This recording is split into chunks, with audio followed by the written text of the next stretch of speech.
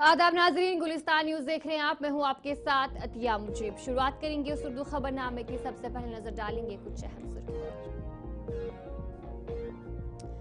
पहलगाम हमले पर जम्मू कश्मीर असेंबली की खसूसी इजलास में करारदाद मंजूर। हमले की शदीद मजम्मत की गई। वजीर आला उमर अब्दुल्ला ने पहलगाम हमले की मजम्मत की। वजीर आला का दहशतगर्दी के खात्मे के लिए इत्तेहाद पर जोर। हम कभी भी पाकिस्तान के साथ नहीं जाएंगे। जम्मू कश्मीर में हिंदू मुस्लिम सिख ईसाई इत्तेहाद मजबूत है, फारूक अब्दुल्ला का बयान। मुल्क भर के साथ साथ जम्मू कश्मीर में हाई अलर्ट। जम्मू कश्मीर में ओजीडब्ल्यू और अलहदगी पसंदियों के हामियों के घर पे छापा।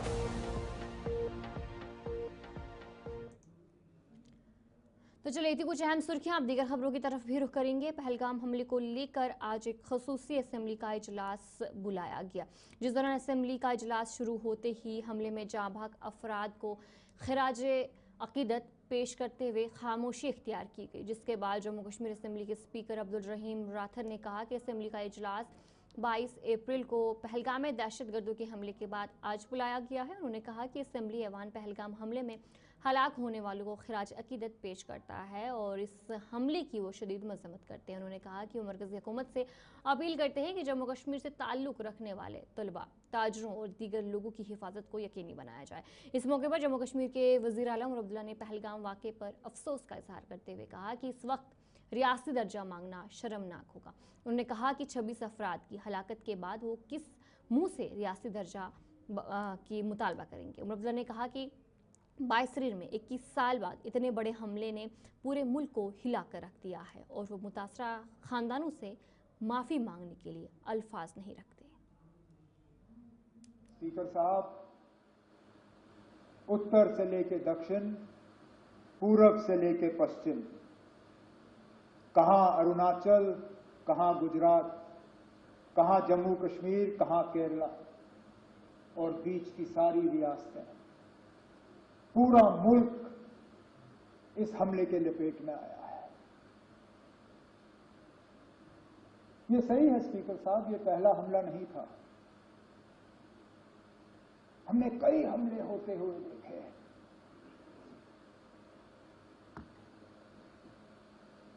हमने अमरनाथ यात्रा के कैंप पे हमले होते हुए देखे।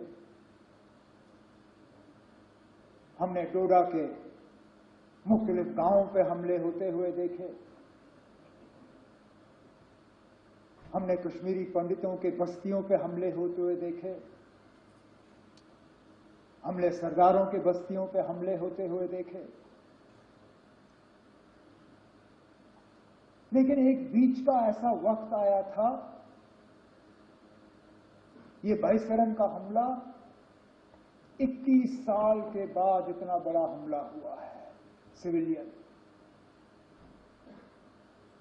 हमें लग रहा था कि ये हमले जो है ये अब हमारे माजी का एक हिस्सा है, they're part of our past. ये हमारे आज की कहानी नहीं है, ये हमारा मुस्तकबिल नहीं है। लेकिन बदकिस्मती से बाईसरन ने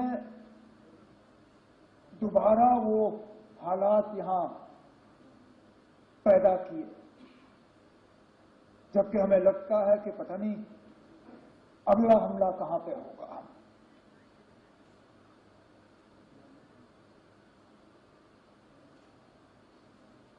मैं अपनी जगह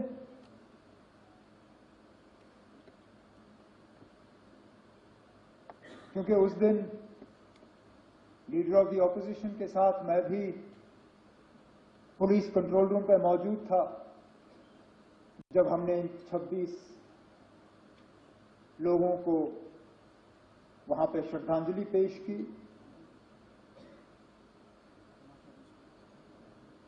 मेरे पास अल्फाज नहीं थे कि मैं क्या कह के उनके घर वालों से माफी मांगूं।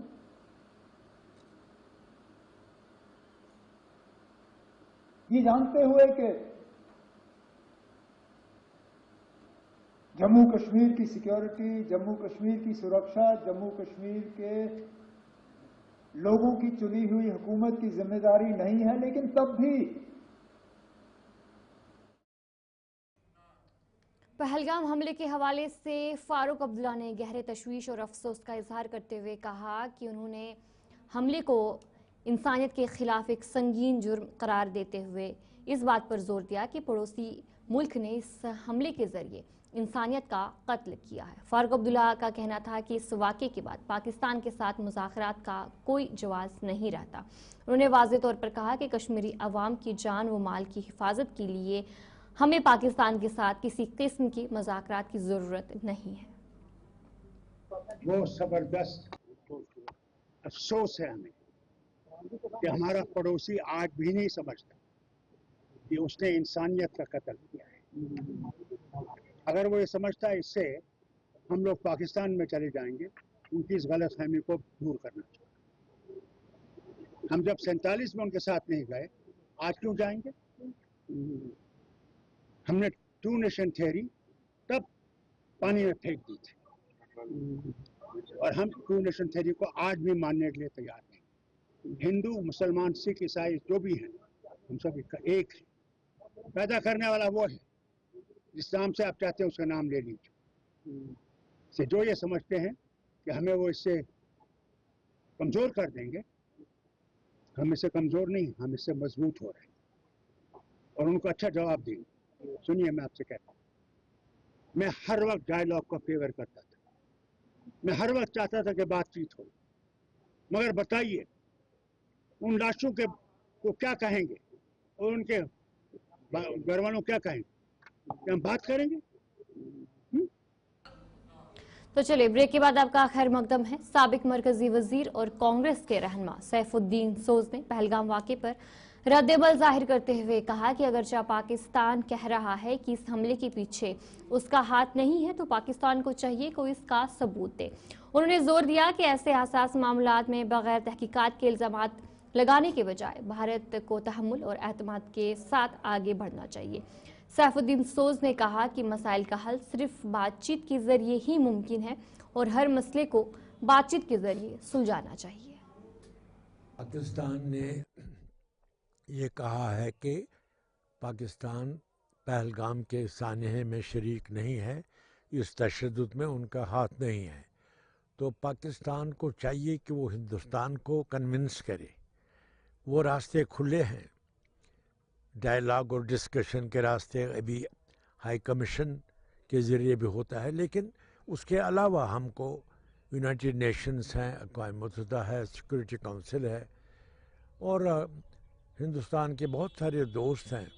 उनके ज़रिए ये हो सकता है कि पाकिस्तान अपना मौक़िफ़ हिंदुस्तान को समझाए और उसमें अगर पाकिस्तान कामयाब होता है उसमें कि हिंदुस्तान को बताए कि हम इसमें शामिल नहीं हैं, तो फिर बातचीत का रास्ता खुल सकता है और बातचीत ही हर चीज़ का इलाज है। जिला डोडा में बीजेपी यूनिट ने आज एक प्रेस कॉन्फ्रेंस की, जिसमें सोशल मीडिया पर एनसी रहनुमा और साबिक बीडीसी चेयरमैन सरशाद नटनू के मुतनाज़ा पोस्ट पर तशवीश का इजहार किया। डोडा पुलिस ने भी इस हवाले से एनसी रहनुमा के खिलाफ एफआईआर दर्ज कर ली है। बीजेपी ने मुतालबा किया कि इसके खिलाफ सख्त कार्रवाई की जानी चाहिए। वसीम भाई, मकसद ये था कि अभी भी इस मेंटलिटी वाले लोग इस सोसाइटी में रह रहे हैं जो यहाँ पे डिवीज़न क्रिएट करना चाहते हैं, देश की जो सिक्योरिटी है उसको हिट करना चाहते हैं। आपने देखा कि रिसेंटली कल की बात है, सरशाद नटनू बीडीसी चेयरमैन, पूर्व में बीडीसी चेयरमैन है ब्लॉक गुंदना के, उनकी एक पोस्ट वायरल हुई और उस पोस्ट में उन्होंने बड़ी आपत्तिजनक पोस्ट की थी और सिंपैथी अपनी उन लोगों के साथ दिखाई जिनके घर तोड़े गए, घर कश्मीर में तोड़े गए हैं, घर उनके टूटे हैं, घर उनके ब्लास्ट हो रहे हैं, जिन्होंने देश के खिलाफ हथियार उठाया है और जिन्होंने देश के खिलाफ बगावत की है। अगर आपकी मेंटलिटी वो है कि उन लोगों के साथ खड़ा होना, आपका एक्ट जो है वो सोसाइटी में बगावत क्रिएट करने वाला एक्ट है, आपका एक्ट वो है जो सोसाइटी में पैनिक क्रिएट करने वाला एक्ट है। इस एक्ट को जो है माफ़ नहीं किया जा सकता और आपके खिलाफ जो है कल तुरंत एक एफआईआर भी लॉन्च हुई है। यही नहीं, ये इन्वेस्टिगेशन देखिए, आपके मीडियम के थ्रू हम बताना चाहते हैं डिस्ट्रिक्ट पुलिस डोडा को कि जो इन्वेस्टिगेशन हो बिल्कुल फेयर इन्वेस्टिगेशन हो, इसमें किसी किस्म की कोई कोताही ना हो। अगर किसी किस्म की कोताही होगी तो भारतीय जनता पार्टी ने नेक्स्ट स्टेप क्या लेना है वो हम जानते हैं। देखें, परसों जो बीडीसी चेयरमैन गुंदना सरशाद नटनू ने जो पोस्ट डाली थी, आज वही मकसद था बाइक देने का कि एक तो हमारे 28 जो यात्रु थे, जो पर्यटक आए हुए थे भिन्न भिन्न स्टेटों से, उनकी हत्या की गई पहलगाम में।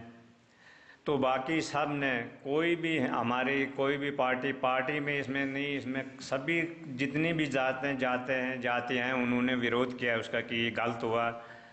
तो उस वक़्त सरशाद नटनू ने कोई ज़बान नहीं खोली, उसने कुछ नहीं बोला, और परसों कल ही उसने जो पोस्ट वहाँ डाली है, तो हम चाहते हैं कि उस पर कड़ी कार्रवाई हो। अगर एफआईआर दर्ज हुआ है। तो चलिए, ब्रेक के बाद आपका खैर मकदम है। जिला पुंछ की तहसील मंडी के इलाका सेकलू में फौज की जानिब से एक अहम कौमी यकजहती मीटिंग का इनेकाद किया गया। इस मीटिंग में फौज के कमांडिंग ऑफिसर समेत मुख्तलिफ मज़ाहिब के लोग, पंच, सरपंच और इसके अलावा जो दीगर अहम शख्सियत थी वो भी मौजूद थी। मीटिंग में पहलगाम हमले की शदीद मजम्मत की गई और इलाके के लोगों ने अमन बरकरार रखने और दहशतगर्दी की हर कोशिश को नाकाम बनाने के लिए फौज से मुकम्मल ताउन का यकीन दिलाया।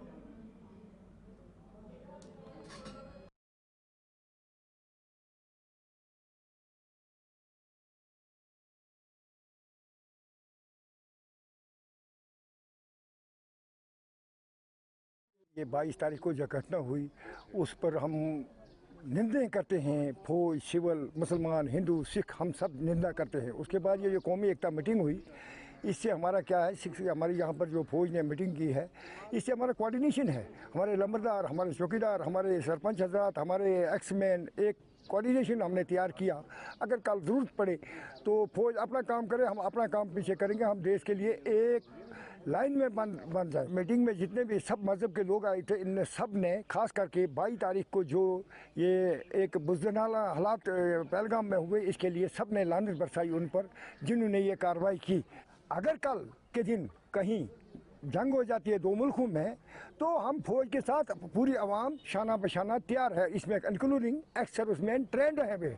सिर्फ हमें हथियार ही चाहिए, बाकी हम एडवांस भी कर सकते हैं, ऑफेंसिव भी जा सकते हैं, डिफेंसिव भी रह सकते हैं। हम दोनों काम जानते हैं, ऑफेंसिव भी डिफेंसिव भी। सेकलू में जो है सीओ साहब ने जो है यहाँ पे मीटिंग बुलाई थी। यहाँ के ज़िम्मेदार लोग जो नंबरदार, चौकीदार और बाकी सरपंच हजरात जितने भी ज़िम्मेदार लोग थे, उन्होंने शिरकत की। ये जो इस वक्त जो है मौजूदा हालात जो है हमारे पूरे जम्मू कश्मीर में जो है सरहदों पर तनाव देखा जा रहा है, उसके मुतल्लिक़ जो है यहाँ सीओ साहब ने मीटिंग बुलाई हुई थी। और यहाँ हिंदू, मुस्लिम, सिख सारे तमाम मज़ाहिब के लोग जो है इकट्ठे हुए और उन्होंने इस चीज़ की यकीन दहानी कराई कि हम शाना बशाना जो है फौज के साथ तैयार हैं, कंधे से कंधा मिला के। अगर कोई ऐसा वक्त आता है कि नाजुक वक्त आता है। कुपवाड़ा में जम्मू कश्मीर टीचर्स फॉर्म ज़िला कुपवाड़ा के ज़ेर एहतमाम एक अजीमुशान कॉन्फ्रेंस का इनेकाद किया गया, जिसमें इलाके भर से उस्ताद, पॉलिसी साजों और दीगर अहम शख्सियत ने शिरकत की। कॉन्फ्रेंस में district education planning officer Kupwara, इसके अलावा जोनल एजुकेशन ऑफिसर मेहमान खसूसी शरीक हुए। कॉन्फ्रेंस में मेयारी और शमूलियती तालीम की अहमियत पर जोर दिया गया और तालीमी शोबे को दरपेश चैलेंजेस पर गुफ्तगू की। एजुकेशन कॉन्फ्रेंस चली और सेकंड हाफ में जो हमारे मेहमान यहाँ पर था, डॉक्टर कबीर साहब यहाँ पर चीफ गेस्ट थे, हमारे जो वर्दी जॉइंट डायरेक्टर साहब इस आज के महफिल में मेहमान खुसूसी थे, बहुत सारे ऑफिसर्स यहाँ पर थे एजुकेशन के, हमने यहाँ पर बुलाए थे। यहाँ जो दूसरा हाफ हमने यहाँ पर इसमें जो हमारे धीरेना साथी जम्मू कश्मीर टीचर्स फोरम का एक धीरेना साथी हुसैन साहब जो रिटायर हो रहे थे इस तारीख को, उसके एजाज़ में, और जो हमारे chief education officer DIET principal हाल ही में रिटायर हुए मंजूर अहमद भाट साहब, उनके एजाज़ में यहाँ पर हमारी जो डिस्ट्रिक्ट प्रेसिडेंट है साहिल बशीर साहब और उसके पूरी टीम ने और यहाँ के जो इस जोन के जोनल प्रेसिडेंट ने यहाँ पर ये मुनक़द की है।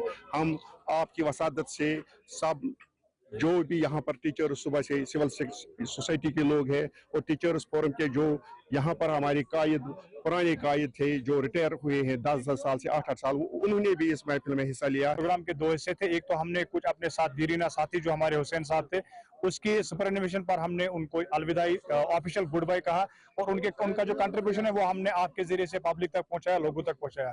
और साथ ही साथ जिस सवाल की तरफ आपने हमारी तवज्जो मबजूल करानी चाहिए वो चाइल्ड इज अ प्रायोरिटी, दूसरे सेशन में हमने बिल्कुल यही रखा था कि कैसे स्कूलों का कामकाज जो बेहतर हो। हमने टीचर्स को यहाँ पे बिल्कुल वाजगाब अल्फाज में, वो भी आपने भी देखा, सैनिटाइज किया कि कैसे हमारे स्कूलों में जो खामियां है, अगर कहीं सिस्टम में खामी है, हमें इश्यूज हमारे हैं, हमें अब इश्यूज की तरफ नहीं देखना है। कहीं ना कहीं टीचर्स को और ज्यादा सेंसिटिव होने की जरूरत है, जिससे हमारे बच्चों का जो मुस्तकबिल है, जो अमानत हमारे पास है, उसकी कहीं ना कहीं हम पासदारी करें। और यहाँ पे ज्वाइंट डायरेक्टर नारत हकीम तनवीर साहब भी मेहमान खुशी के तौर पर थे, हमने उनकी notes. Jammu Kashmir teachers forum में आज अपने 2 दरख्शां सितारे, जिनमें शेख मोहम्मद हुसैन साहब जो district coordinator Jammu Kashmir teachers forum district Kupwara के थे, और एक्स डाइट प्रिंसिपल मिस्टर मंजूर अहमद भट्ट साहब के एजाज़ में यहाँ इतनी बड़ी फंक्शन ऑर्गेनाइज की। ये इस बात को हम दर्शाना चाहते थे कि जो भी उस्ताद अपने बच्चे के साथ, अपने फर्ज मनसब के साथ खुश उसलूबी से काम करे, उसको टीचर्स फोरम आखिर पर यही एजाज़ देता है। जैसे कि आपको पता है कि तालीमी निज़ाम बेहतर कराने के लिए आजकल सरकार बहुत अच्छे इक़दाम उठाते हैं, लेकिन कहीं कहीं ऐसे इक़दाम भी उन्हें उठाने पड़े जो अभी भी दूर दराज इलाकों में हमें नहीं देखने को मिलते हैं। आप मुझे बताया, हमारे टीचर्स जो पिछले कई बरसों से प्रमोशन के लिए तरसते हैं, उनका भी अभी teacher to master transfer list अभी ऑफिस में ही। हमारे आयाज जो एजुकेशन, जो एलिमेंट्री एजुकेशन के लिए एक बैकबोन की तरह माना जाते हैं, उनको भी अप्रूवल नहीं मिला है। हमारे कुक्स, हमारे CPWs जो महज सिर्फ 1000 में दिन में 1000 महीने में काम करती है, आप मुझे बताएं 1000 में वो अपने आयाल अपने चूल्हे को कैसे जलाते हूँ। ये बात सच है। जहाँ हम अपने वहीबाग कुलगाम में MG NREGA job card holders और रजिस्टर्ड वेंडर्स ने उजरतों और मटेरियल कंपोनेंट की बकायाजात की अदम अदायगी पर BDO दफ्तर के बाहर एहतजाजी मुजाहिरा किया। मुजाहिरीन का कहना था कि 4 माह से उजरतें और 2 साल से मटेरियल कंपोनेंट की रकम ज़ेर इल्तवा है। इस मौके पर BDO वहीबाग की तरफ से कहा गया कि उजरतें जल्द अदा की जाएंगी। आपका शुक्रिया, आप यहाँ पे आए। जहाँ तक वेज पेमेंट्स का ताल्लुक है तो लगता है कि 1 हफ्ता या 2 हफ्ते के अंदर ये प्रोसेस चलेगा। और पहले तो पिछली जो पेंडेंसीज आती हैं वेज पेमेंट्स की, वो तो हमारे पास कुछ नहीं है। ये 1-1.5 महीना से जो यहाँ पर पेंडेंसीज हैं वो 1-1.5 हफ्ता में क्लियर हो जाएंगी। देखिए, मटेरियल का ये है कि फरवरी में मटेरियल आया था, हमारे पास लायबिलिटी तो है। As soon as the material यहाँ पे आता है, हम विद इन डेज उसको डिस्बर्स कर देते हैं। अभी तक कोई इन्फॉर्मेशन नहीं है कि मटेरियल कब तक आएगा, लेकिन जो ही मटेरियल आता है तो हम उसको यहाँ पे नहीं रखते। हम तो चलिए, इस उर्दू खबरनामे में इतना ही। अभी के लिए मुझे दीजिए इजाजत और आप बने रहे गुलिस्तान न्यूज़ के साथ।